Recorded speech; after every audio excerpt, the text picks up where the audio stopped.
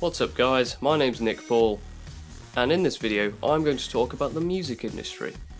Now, the music industry is made up of 4 vital sections which help it run more smoothly, run more effectively, and overall bring in more money. These sections are record companies, artist management, live performance, and publishing. Now, in the music industry, there is one extremely obvious, vital part that without there would be no music industry.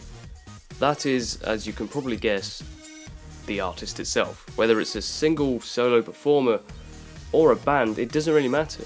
Without the artist, there would be no managers, no publishing companies, no record companies. It all revolves around that one person. So without it, it doesn't really matter. Now, this picture is of Ed Sheeran, bless him, at 14 years old busking in Ireland. The reason he's not there anymore, busking, is because he's been found by a manager.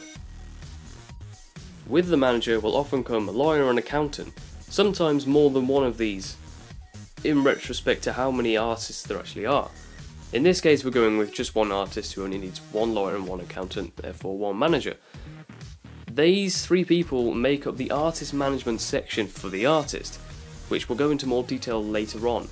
But for now, let's introduce the 3 subsections which those 4 people there culminate. These 3 subsections are record companies, which deals with the majors and the independents of the record labels, finding and signing artists and stuff like that.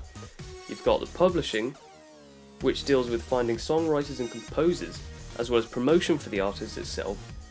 And then you have live performance, which is, exactly as it says, setting up live performances, so tours, retailing, backstage passes and stuff like that, performing rights, all of that culminates into those 3 sections there. But first let's focus on record companies. Now, in record companies there are 4 main sections. One is A&R. The main job of A&R is to scout performers that can help the artists in their performances. There is also marketing. Marketing basically comes up with the ideas to sell the artist and helps nod over sponsorship deals. This therefore improves the image of the artist to the public overall. Then there's business affairs. They basically make sure that all the money dealt within the record company's part of the artist is dealt with properly and effectively.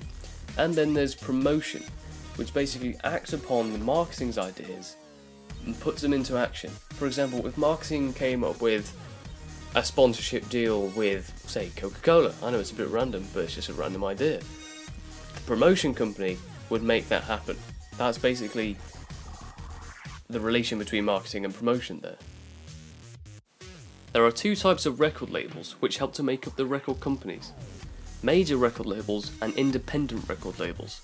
And so the difference is extremely important, and it's kind of obvious in the names. Major record labels are major.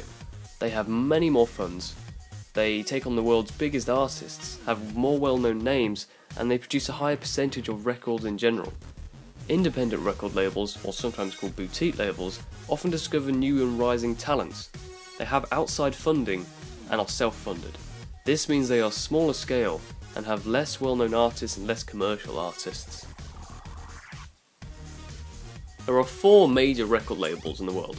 These are called the Big 4, which consist of Universal, Sony, EMI and Warner.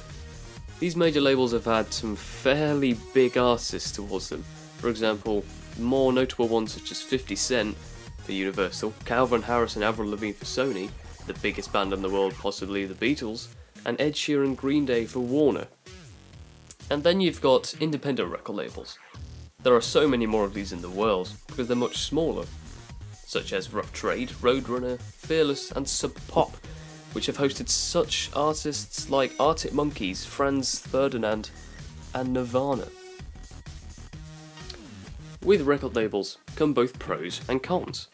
Major record labels have lots of funding and generally give the artist more exposure to large audiences. This means they are good for mainstream artists who want to get their music around the world and have much larger and bigger tours. However, they are interested in mainly money, and they put more pressure on the artists, which means they might be forced to change image no matter what they say. Plus, there are only really 3 of them left. Despite having the major 4 title, EMI is mainly operated at Universal now. But with independent record labels, there seems to be many more advantages. They have closer relationships with the artists, and they seem to understand the scene better. Artists also have more choice over the equipment, their performers, and the facilities they use and play with. They also have more creative control when in the editing room. They also earn higher percentages out of the overall cut, and because they're independent record labels,